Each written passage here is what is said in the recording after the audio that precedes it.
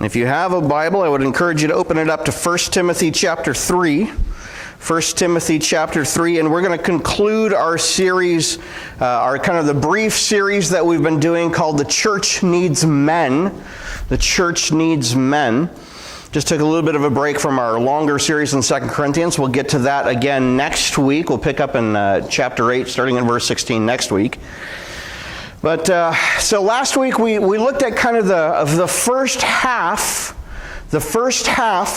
of the set of qualifications that the Apostle Paul lists in 1 Timothy chapter 3 for those who would be overseers, is the word he uses in the translation that I'm using, the English Standard Version. Some translations will say something that's a little bit more of a familiar word to us in church circles, is elders, qualifications for elders. And I made a couple of observations before we got started last week that I want to repeat. And the first of those observations that I kind of started us to preface us with was that this is for elders, but elders are not a special class, a special super secret elite kind of class of Christian. That this is, the reason these qualifications are listed for elders is not just so that they can be this and not anybody else, but so that the elders can be the modelers, the models of all of these things for the rest of the congregation. Okay, the elders model these things for the rest of the congregation. So when we look over each one of these qualifications, it's not, oh, that's for the elders, but not for me. No, that's not how it works. Actually, the way it works is, this is for the elders so that, and they do it so that I can see how to do it too. So that I can see how this is. So these are all character traits that should reverberate in some way within each one of us. But it's a qualification for a man to be an elder. And the other of the kind of the observations I made was the elders govern the church. Biblically, elders govern a church. It's not necessarily to be done by a group in a room somewhere. Biblically, elders govern the church. And this was actually one of the first things that we said in this series. The first main point of the first sermon is that God entrusted leadership of the church mainly, though not exclusively, but mainly to men. Women, of course, have important input and important say and good things to contribute, but the dominant leadership of the church biblically is to men. And what we're seeing here is this is what those men should look like. So the question that we have last week and this week is, what kind of man leads the church? What kind of man leads the church? So 1 Timothy chapter 3, we're going to be essentially in verses 3 through 7. Now I'm going to start out here with the beginning of verse 1 and the end of verse 2. That little ... is the rest of kind of 1 and 2 in there, because we covered most of 1 and 2. But there was that one at the very end of verse 2 that I didn't get to, that I said I'd get to this week. So, therefore an overseer or an elder must be, and the last one of verse 2 is able to teach. Able to teach. Not a drunkard, not violent but gentle, not quarrelsome, not a lover of money. He must manage his own household well, with all dignity, keeping his children submissive. For if someone does not know how to manage his own household, how will he care for God's church? He must not be a recent convert, or he may become puffed up with conceit and fall into the condemnation of the devil. Moreover, he must be well thought of by outsiders, so that he may not fall into disgrace, into a snare of the devil. So we're going to take each one of these kind of things one at a time and go through each of them. So number one, if you're following along in your fill in the blanks, your green sheets that are in your bulletin, the first fill in the blank is an elder must be able to teach. An elder must be able to teach. Now, there's the potential of running into a set of misconceptions when we come to this particular qualification. Sometimes we will see something like that and assume that it must mean what I'm doing right now. Standing up in front of a large group of people and talking and instructing you about the Bible. Now, that's one form of biblical teaching, but that is by no means the only way in which people are taught the Bible, is with one person standing up and shouting at you about the Bible for half an hour or whatever. So it is not necessarily formal classroom-style communication. It is not necessarily formal classroom-style communication. Now, I think a good elder who is well trained should be able to do this in a pinch. Okay? Should be able to do what I'm doing in a pinch.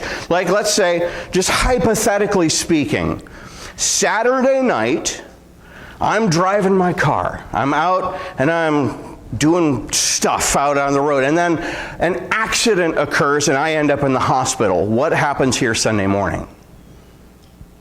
What happens here Sunday morning? Aside from all of the normal stuff, who will do this part?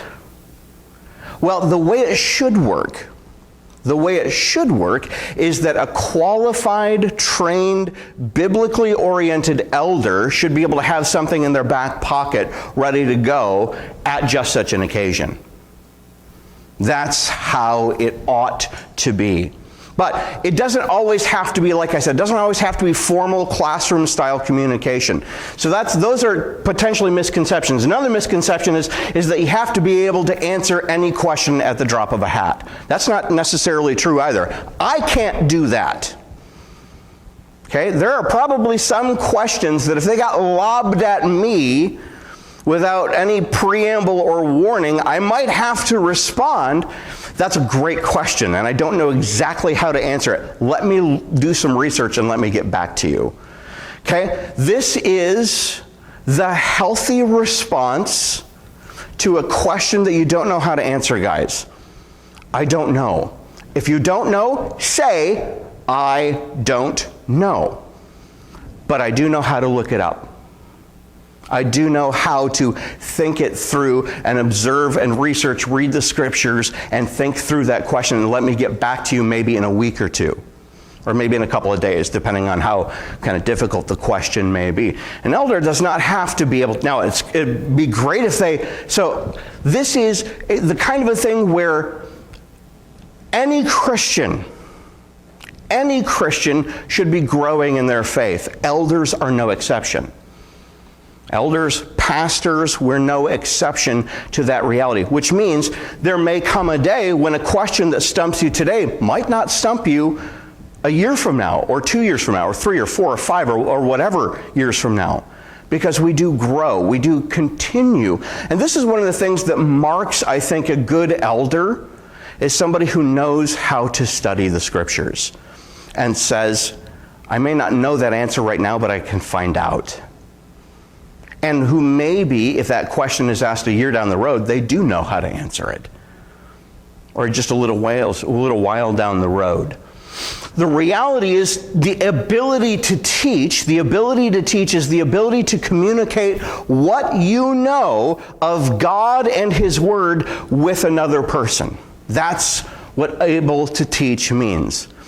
I have been trained to read the Bible, to study the scriptures, yes, I do know some answers, and I can communicate that with another person, if that's what it means.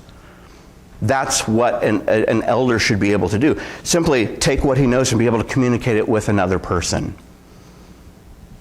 And it doesn't have to be in a classroom. It can be, somebody gives you a call and says, I was reading the scriptures today and I don't understand this. And an elder will either say, well, here's what that means, or here's a good help and a direction for you, or I don't know, let me get back to you on that. It can be one-on-one, it can be over the phone, it can be let's go out for coffee and talk. Let's bring our Bibles, we'll open them up together and we'll look through them together and see if we can't find the answer together. An elder must be able to teach teach. Able to teach. Number 2, an elder must not be a drunkard. This one kind of feels obvious, doesn't it? It feels a little obvious, but it isn't, sadly, in every case. Any regular form of intoxication is a deal breaker because to be an elder means you must be, and one of the qualifications we looked at last week was sober-minded. Your thinking has to be clear. The way in which your mind processes information and reality has to be clear. Leadership requires reliability and control of one's faculties.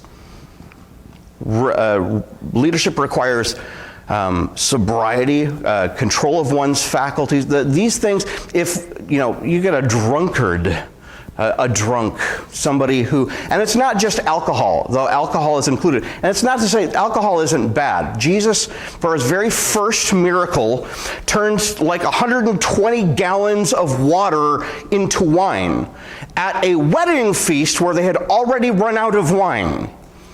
Okay? Alcohol is not evil, but like anything, it can be used badly. It can be done inappropriately. And the inappropriate measure of this is drunkenness. The person who has a regular problem becoming inebriated, whether it's alcohol, whether it's other illicit substances, whether it's anything that is really mind-altering and gets somebody away from the ability to process reality. Okay? That sort of addictive personality who gets his worldview a little skewed because he is addicted to a substance. Ephesians chapter 5 verses 15 through 18 says this, "Look carefully then how you walk, not as unwise, but as wise, making the best use of the time because the days are evil. Therefore do not be foolish, but understand what the will of the Lord is. And do not get drunk with wine, for that is debauchery, but be filled with the Spirit." Now, a lot of times people will come to this passage and just focus on, look, there it is, there's a command. But you actually have to read it in context. Why is drunkenness a problem? Well, look at all of that stuff that comes before that. This passage reveals that drunkenness as a character trait is opposed to godliness, is opposed to wisdom, and is opposed to understanding the will of the Lord. A person with a problem of drunkenness doesn't get to, now, if you were to look at those things, you would say, yeah, that's elder material here. He's not talking about something that is any particularly different than what he says in 1 Timothy chapter 3. He's just expanding on it here. The prohibition against drunkenness, do not get drunk with wine, or do not be a drunkard, as it says in 1 Timothy chapter 3, is important because this is what the Christian life is supposed to look like, and drunkenness prohibits this. It stands in the way of walking in wisdom, making the best use of the time. It prohibits a person and makes them foolish, and makes it so they don't understand the will of the Lord because their judgment is inebriated and clouded. We've got these very basic rules and laws in our country that if you are caught driving drunk, there are consequences for that. Well, why are there consequences? Because you endanger the other people that you are on the road with. The same thing is true, but in the church. A leader who has a problem with drunkenness endangers the spiritual health and welfare of the people around them because they're the people who are supposed to be reliable and trusted upon, but they cannot be. So an elder must not be a drunkard. An elder must not be a drunkard. Number 3, an elder must not be violent or quarrelsome. An elder must not be violent or quarrelsome. Now, this could get fleshed out in a lot of different ways. Because we hear the word violent and we automatically think of like physical violence, somebody who beats up another person, right? Now, it includes that, but it is not restricted to that. Because look, it's not violent or quarrelsome.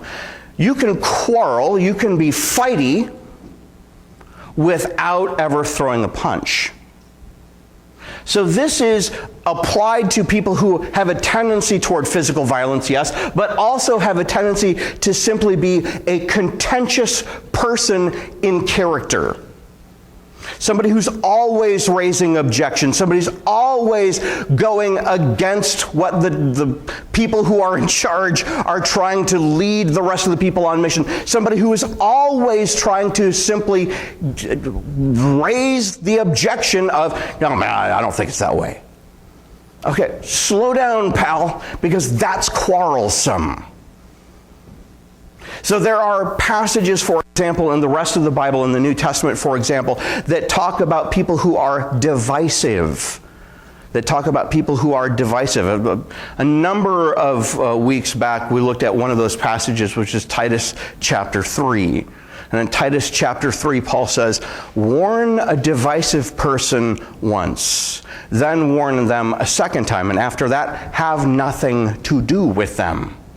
A person who brings in division, a person who is constantly contentious, a person who is always causing a stir or always looking for a fight is not elder material. You want somebody who does the opposite of that, somebody who brings stability to the situation, somebody who knows how to shut down a fight. That's what an elder is supposed to be. That's how an elder is supposed to live. Now, the people who are quick-tempered will often try to cover up this character defect with nice-sounding phrases. Well, I just say things as they are. I just stand for the truth. No, you're just a jerk. That's the reality. No, you're just being a jerk. You're just being contentious. Stop it. Put the fight away. Lay down your arms.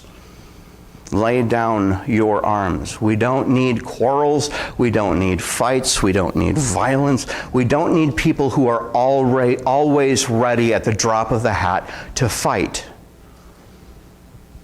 We need people who are bathed in grace.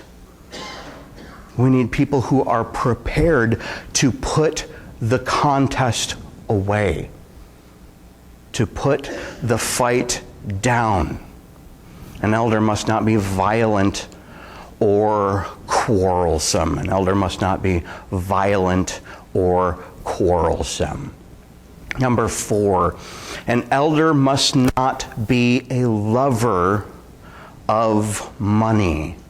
An elder must not be a lover of money.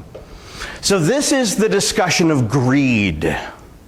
This is the discussion of the kind of person who will come into a church, seek a position of leadership, and then look how they might turn that boat to face their own desires and maybe see if they can't get something out of it. See if there's not something that they can do that will give them a kickback or a benefit in some way. Now, the church is there for benefit. The church exists for a number of ways in which it enriches the lives of those who are part of it. But if you get a person in there who begins to take and take and take and not be a contributor, we've got a problem. What we've got on our hands is a church pirate. And, they don't need the eye patch and parrot, but they just have this sort of, matey, I'm here for the gold. It's the idea of a person who goes in and looks for the ways in which they can draw out. looks for the ways in which they can benefit themselves and turn the church to their own ends and not the purposes of God. And not the purposes of God. And remember, we talked about what the purposes of God are some time back. Discipleship, worship, fellowship, service, mission. The purposes of God. And when you find people who are steering the boat away from those things, you have to begin to ask the question, what is actually going on here? What is actually going on? So an elder must not be a lover of money, which means they can't be somebody who's always greedy and looking for a get-rich-quick scheme. Maybe you've met people like this. They always have, hey, I've got an idea about how we could turn this for profit. Or I've got this great business idea that has just come across. But it's like they have a string of great business ideas that turn out to not be so great business ideas. Have you ever met anybody like this? I've met a handful of those people, and they're like, okay, that's great, but you keep that to yourself because I'm not participating because I've seen how this works in the past, and it's bad. And it's only going to turn out poorly. Now, what this does not mean is it does not mean we want elders who are ignorant of financial stability. We do actually want elders who are financially wise. Who are financially wise, who know what is a good thing to put resources toward and what are bad things to put resources toward, and know the difference and prevent them from going the bad way. Some basic financial intelligence goes a long way. Basic financial intelligence goes a long way.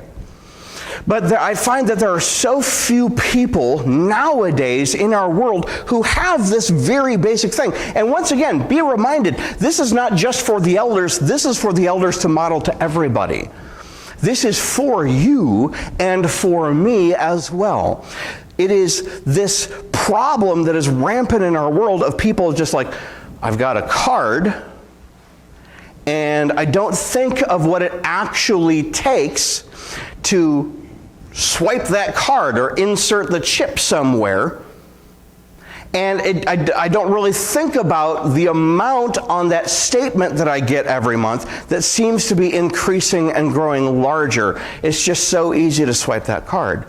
That is a problem that you don't want to see in an elder, because it's something you don't want to see in the church. God has given us resources. It's all God's resources. Psalm 24:1, the earth is the Lord's and everything in it. But that does not mean we get to be foolhardy with it. We must be basically, biblically, financially intelligent. The Bible actually has quite a lot to say about finances. It's got quite a lot, and we actually were looking at some of that in 2 Corinthians, and we'll get back to that when we take up 2 Corinthians again in just a little bit. The Bible has quite a lot to say about how we are intelligent with the resources that God gives us. So we need to expect those who are leaders in the church, those who govern the church, to be intelligent about how that should go. An elder must not be foolish with money and must not be greedy, a lover of money. Number 5, an elder must manage his own household well. An elder must manage his own household well. Another way of putting this that I heard that I really appreciated a number of years back was, if your faith isn't working at home, don't export it. If your faith isn't working at home, you shouldn't seek to export it. God created the family. What we think of as the traditional family of a mom and a dad and children who live in a stable relationship. God is the one who came up with that idea. And he installed that reality and truth into the world as a source of societal stability. A society that undermines the structure of the family is a society that is cutting itself off at the knees. And what do we see our culture doing every day? Redefining gender, redefining family, redefining all of these things that God designed to operate and to work and to create stability in culture. Is it any wonder that we're beginning to see a massive swell of instability in our culture? Well, I would trace that back to the undermining of the family. To the undermining of the family.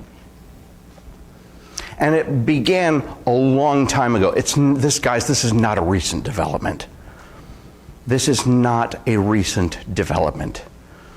This is a development that goes all the way back to the Garden of Eden, Genesis chapter 3.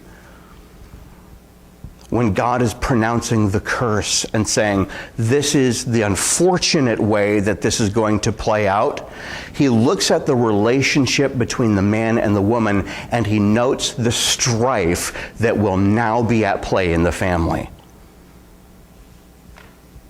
He notes the strife that will now be at play in the family. Now, think about that now in terms of the church. Think about that in terms of the church. If God instituted the family, the traditional family, to be a source of stability for culture and society, the same thing is true in the church. A church should draw its health from the health of its family members, particularly those of its leadership. If you have leadership with dysfunctional families, you're going to have a dysfunctional church. So now that we have churches that are now affirming some of the nonsense that our culture is throwing at us, we should not be surprised that now we are seeing a lot of these churches have trouble. A lot of these churches are having trouble, and we're now seeing popular leaders begin to cave on some of these rock-solid biblical truths for fear of pressure from the culture. But that is not what we need at this hour. What we need at this hour is leadership within our churches and leadership from outside of our churches to set the example of solid, healthy, biblically founded truth and love and grace in our families. If you get a family that's messed up, and the head of that family is a leader in the church, you've just introduced unhealth into your church. And you've just introduced somebody who does not have the ability to set the example for the rest of the church. An elder must manage his own household well. An elder must manage his own household well. Number 6. An elder must not be a recent convert. An elder must not be a recent convert. This will happen sometimes. Sometimes a church will get so excited when somebody brand new comes into the church and they've just come to faith and they're because that's what you'll find, isn't it? The people who are brand new to the faith tend to be the most excited for the things of God. They tend to be the most like, yes, give me that Bible. Let's open it. I want to find out more about this. And they see that excitement and they mistake that excitement for maturity. We must not do that. Because an elder must not be a recent convert. Immaturity in the faith cannot bear the burden of leadership. It simply does not have the strength or wherewithal to do so. The same applies to people whose faith has been immature for a long time.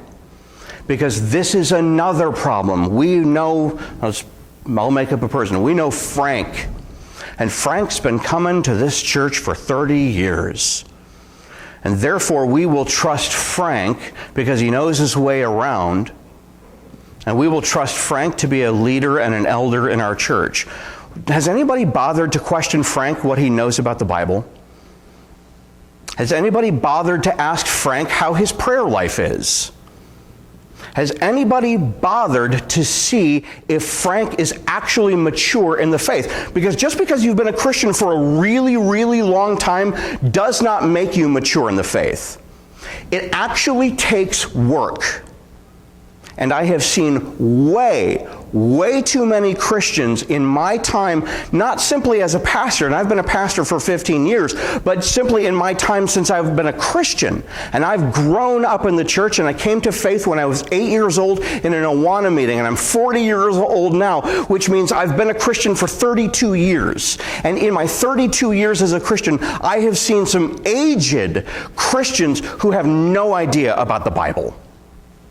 And that is not how it's supposed to work. That is not okay.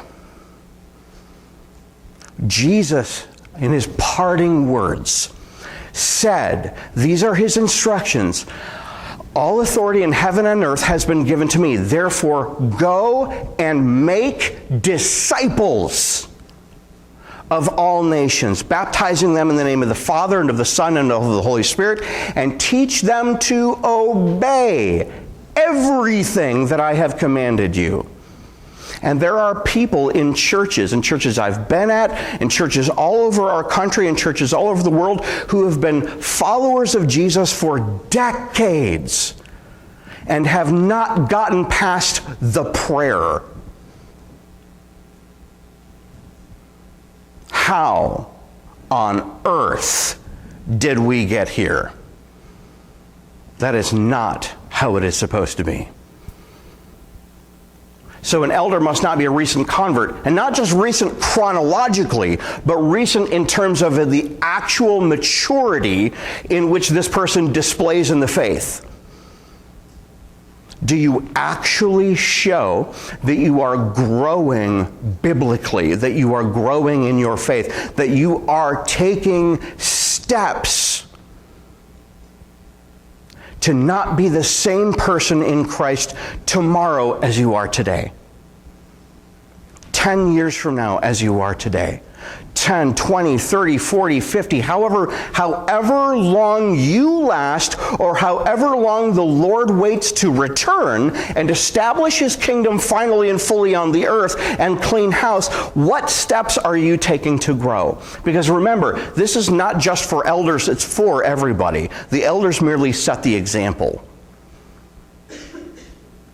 The elders set the example. Some churches make the mistake of seeing leadership experience in secular work and think that that will somehow offset spiritual immaturity. Well, this person runs as a company. Well, this person knows how to structure authority within a business. Well, that surely means that they have leadership ability that they can apply to the church. No, it doesn't. There may be loads of things that person needs to unlearn before they could ever hope to step foot in a leadership position in a church, because a church and a business are vastly different things on many, many levels. There is some crossover in terms of, but just to be smart about how you structure this thing. But at the same time, there are other things at play, like ability to teach people the Bible, like ability to know how to pray, like ability to actually be able to sit down and meet with God in prayer and scripture and worship. Just because you come and you sing a song doesn't mean you're worshiping. Did you know that?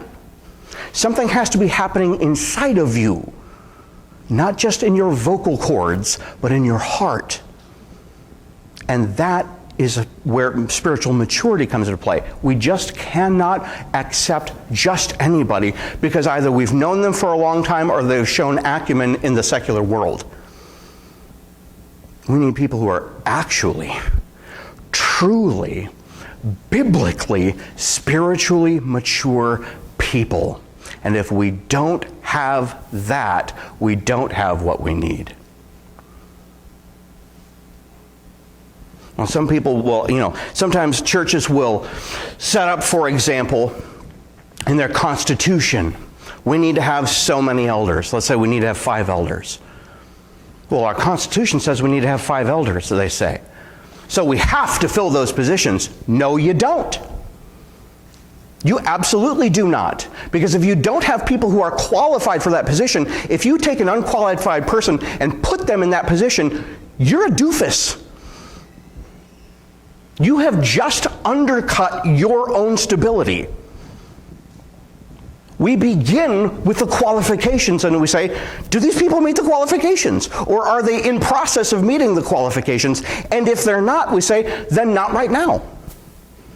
What if we only have one person who's qualified and we had 5 slots open? Then you fill 1 slot. What if you have no people who are qualified? Then you fill none of those slots. Let's just keep this as simple math as possible. Qualified equals qualified. Unqualified equals unqualified. What are our churches doing? They don't know. So many don't know. So many don't realize. We are trying to outsmart God. And we can't. We can't. Maybe if we stop trying to outsmart God and just start obeying Him, we got a shot at this. We got a shot at this. Because God gives us these qualifications not to be mean to us, but to protect us. They're guardrails by a cliff face. And if we go over the guardrails, we go over the cliff. Let us be wise, not unwise, redeeming the time for the days are evil. Number 7, an elder must be well thought of by outsiders. An elder must be well thought of by outsiders. Now, all of the things, this is number 14, actually, if you're keeping track, because we had 7 qualifications last week and 7 qualifications, and 7 plus 7 is? 14. Close enough. We have 14 qualifications listed for elders in 1 Timothy chapter 3. 14. All of them lead up to this one, the 14th. All of them lead up to the 14th. All of the character traits up to this point lead to this as a conclusion, because all 14 of them show us something. If they're operant in a guy, they show us a man worthy of respect and worthy of leadership. A man worthy of respect, worthy of our respect, my respect and yours, and worthy to be in a position of leadership. Now, I'm not saying the guy must do all of 14 of these things perfectly, because that's legalism. But a person should be growing in the areas of all 14 of these where they have struggles. They should be seeking along the help with God Himself and those in the church who are spiritually mature to grow in the areas where they lack. Where they lack. An elder thus therefore must be, because this is how it concludes. Because it's not just somebody that all of us here in the church has to go, yeah, that guy's worthy of respect. But this is a person that, generally speaking, outsiders, non-believers, pagans, cult members look at and go, yeah, that guy's worthy of respect. Even if I disagree with him, I can respect him. Even if I say, I don't agree with that guy's theology, even if you got people on the outside who say, I don't believe in Jesus, but they look at this guy and say, this guy, there's something about him. they can at least respect him if they don't agree with him. This is the culminating, the conclusion. This is the one where you basically have people going, everybody agrees on this guy for the most part. You're never going to have 100% agreement on anybody, by the way. It's just not going to happen. You're always going to have one person who's like, well, I don't like him. Okay, whatever. Don't care. The general consensus is this guy's worthy of respect if you're talking to believers or unbelievers. If you're talking about people who work with him at his job, if you're talking to his family, and they say, yeah, we respect him. That's a guy you don't let go of. That's a guy you say, you know, we've seen in you. We've seen in you that we think God is at work. And we think, yes, you are a person we could trust to help steer this boat. Then you ask him. Then you ask him. Here's a principle that I'll kind of relate to this. It was a couple of pastors that were talking. One of them was the father of the other one. And the son said, all right, Dad, I want to ask your opinion on this. There's a guy who, you know, he knows his Bible, he trusts God, and he's a good guy, and he meets certain qualifications, and he knows this girl. What should he do? And the dad responds, ask her her name and marry her. When you see a guy who meets these qualifications,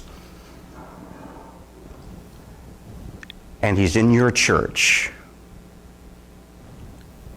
and you have need of an elders, what should you do? Ask him his name and appoint him. This is what Paul said to Titus. This is one of the reasons I left you in Crete, was to appoint elders in every city. You know what the Bible doesn't say? Gather a bunch of people who like him and vote on him. That's our invention. That's not the Bible's. It says appoint him. Appoint him. People who are in charge, who know well enough, you get together, you agree him, you install him. Because if this guy, if we've reached point 14, and you're like, yeah, that sounds like Frank. You want Frank as an elder. You want Frank as an elder. Trust me, you want Frank as an elder. This is an important character trait because we want nothing to unnecessarily get in the way of the gospel. And if you got a person who meets the 14 qualifications really badly, chances are once you get to this 14th one, they're not going to be somebody that the unbeliever is going to want to listen to. They're not going to be the kind of a person that the unbeliever is going to look at and go, oh yeah, I've seen change in your life. I trust what you're selling. I trust this gospel. I believe this. No. You get somebody who doesn't meet these qualifications and gets to this one, and the unbeliever looks at them and go, oh, this guy? Really, that guy?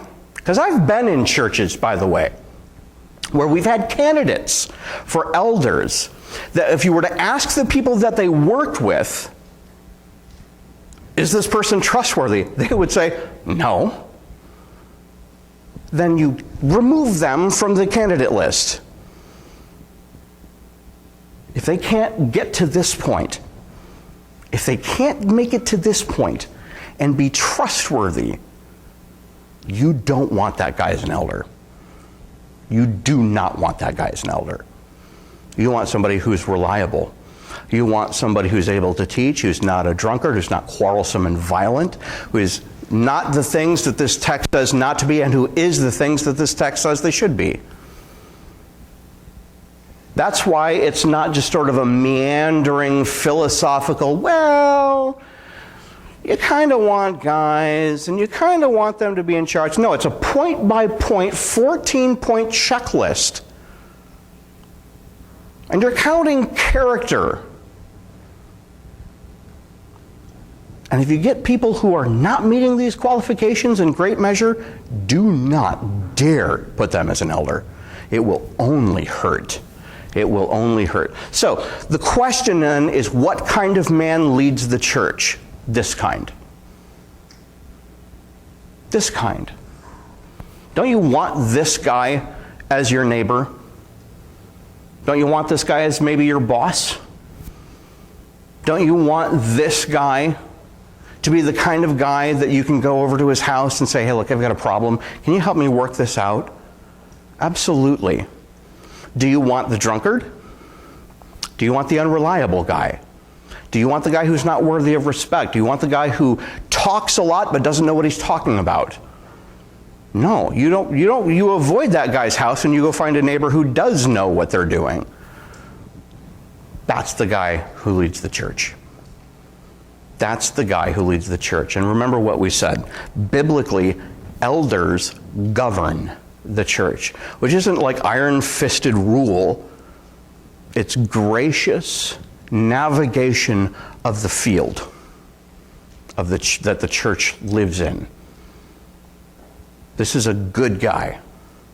And the only reason he's good is because of God in his life, who changes him. Who changes him. This is the kind of guy that we want to lead the church.